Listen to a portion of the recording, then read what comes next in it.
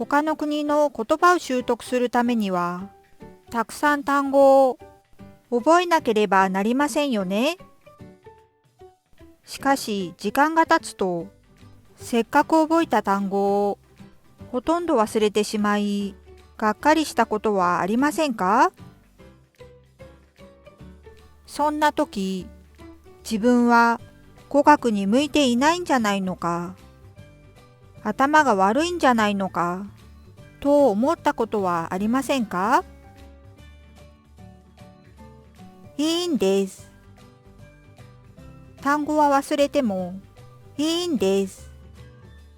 というよりは、単語を忘れることが当たり前のことだからです。私たちは普段生活している上で、毎日たくさんの情報と接しています。そのため、脳は優先順位をつけ、生きていくために大切な情報から記憶していきます。そのため、普段使わない他の国の言葉は優先順位が低いので、忘れてしまうのが当たり前なんです。なので、単語を覚えられないことに対して落ち込む必要はないんです。しかし、一生懸命苦労して覚えた単語を忘れてしまうのは悲しいですよね。では、覚えた単語を忘れないためにはどうしたらいいのでしょうか。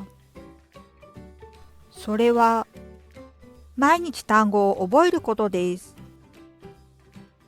普段使わない他の国の言葉は生活に不必要なため優先順位が低いですが、毎日反復される事柄は脳は優先順位が高い事柄だと判断し記憶します。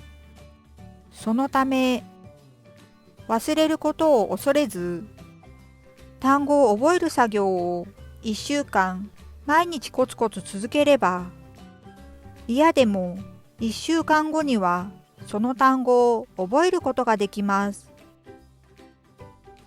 単語は忘れてもいい。代わりに毎日覚えるを合言葉に、たくさんの単語を習得してくださいね。最後にいいねとチャンネル登録を。잘 부탁드립니다。チェミコリアン韓国語教室でした。